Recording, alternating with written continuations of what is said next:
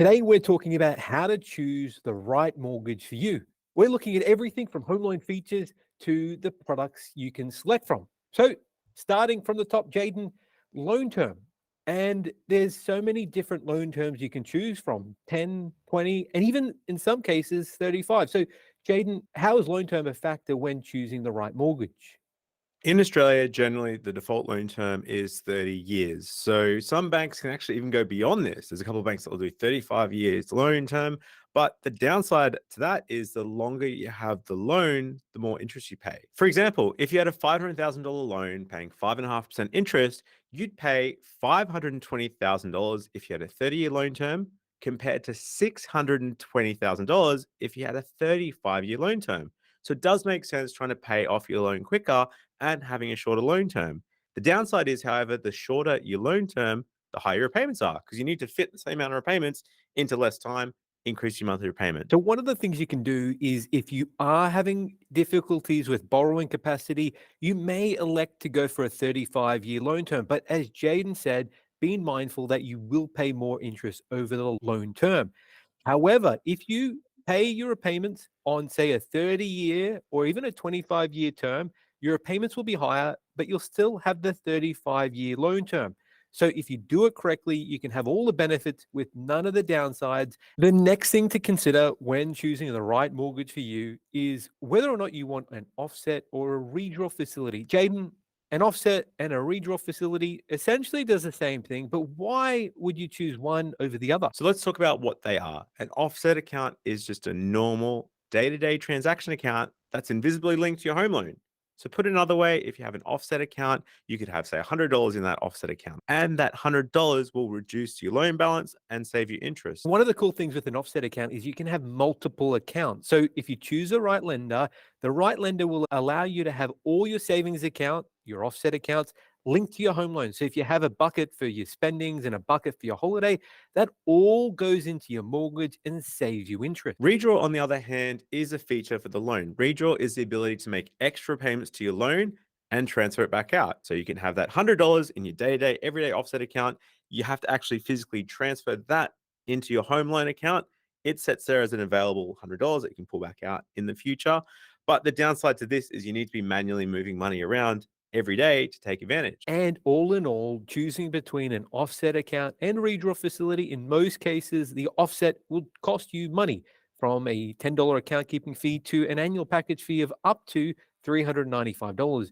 Another thing to consider when choosing between the two facilities. Now, it gets a bit technical here, but in general, most people that will be turning their property into an investment in the future will opt for an offset account. It's going to help you maximize the tax deductions down the line when it does become an investment. But have a chat to your accountant or your mortgage broker can give you a bit more advice on this and take you through the pros and cons of both. So, the next thing when looking to choose the right mortgage for you is whether or not you're looking to build both now or in the future, because not all banks allow for construction home loans. Construction home loans can be tricky and difficult. And as you've seen in the news lately, lots of builders going broke. So there is a lot more risk involved with that. Not all banks are geared up for this extra admin because they need to get the invoice from you sign it off, they authorize the payment. There's a lot of steps involved there. So there are some banks that just straight out say no construction loans, no major renovations. We'll only just do a normal home loan. We won't do progress payments. So have a chat to your broker on that and try and think out what your next couple of years plans are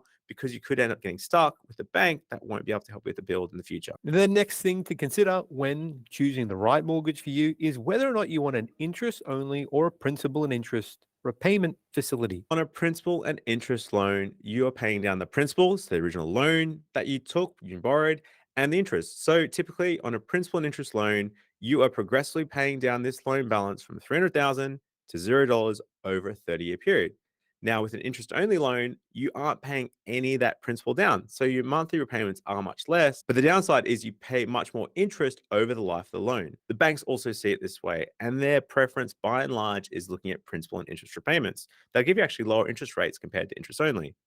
But in the case of investors where cash flow is more important and the interest costs don't matter as much because you're getting tax benefits, they look at interest only repayment. Each has its own merits. Now, let's go through all the products on offer and how this will help when choosing the right mortgage for you. So, the basic home loan. This is a basic variable home loan with no fees and is a really good option for first home buyers. Jayden, what are some of the benefits of a basic home loan? So the biggest benefit for a basic home loan is there's no annual fees generally, and the upfront fees are usually pretty low. The downside with the basic is you have less features. So typically you'll only have redraw, so you can put that extra cash into the loan, you can manually transfer it back out. Some banks have fees for that redraw, so be careful with that because you can make extra payments, but they might charge an amount to draw it back out. And typically, if it's a variable basic home loan, there's unlimited extra payments. So there's no penalties for paying it off quicker. And The next one is a package home loan, and this is a home loan with all the bells and whistles, and one in which that offers offset, redraw, split facilities, but does come with a fee. And this fee does vary from lender to lender, but by and large is about $395. So, Jayden, a package home loan, what are the benefits and detriments of a package home loan?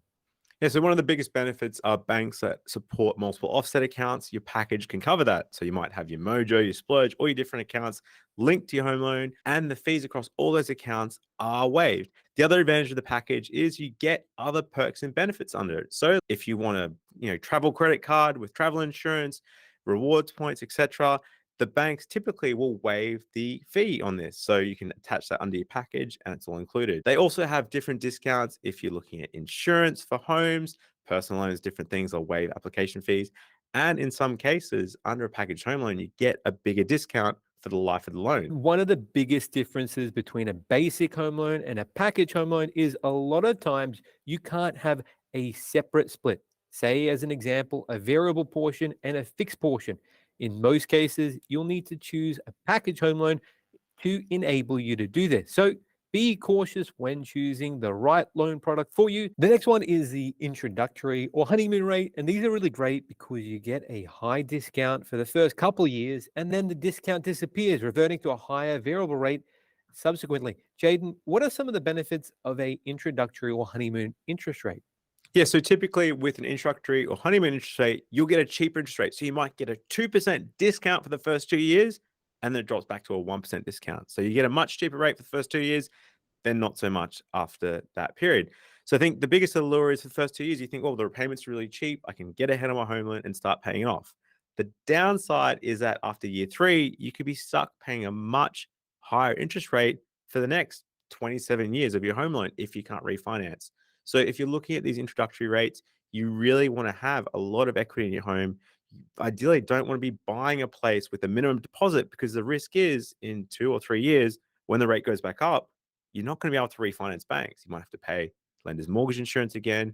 Your job situation might have changed. You might have kids. You might not be earning as much, and you could be stuck paying much more for this loan. So for that reason, we don't see a lot of people taking up these at the moment because there's a bit of risk there that you could get stuck paying a higher interest rate over the life of your loan. And finally, a fixed rate home loan product. And these are great for people that are looking for stability, wanting to have a budget, and really wanting to know their repayments for the next 1, 2, 5 years. Jayden, what are some of the benefits and detriments of a fixed rate home loan? Fixed rates are fantastic for that ability to budget. The downside to fixed rates is you're limited in most cases in making up to $10,000 a year in extra payments. So keep that in mind if you've got any big bonuses, inheritances, any big chunks of cash coming in the next few years. If you fix your whole loan, you can get stuck and you could get caught with fees paying that out. The other downside of the fixed rate is you aren't able to pay it off early. So again, if you fix for 5 years, for example, after 2 years, if you want to sell your property,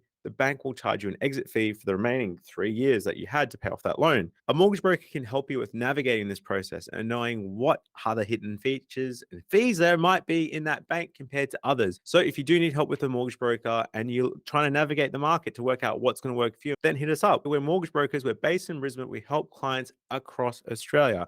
If you're looking for a home loan, an investment loan, or just a second opinion, hit us up at huntergalway.com.au. Josh and I would love to help you out.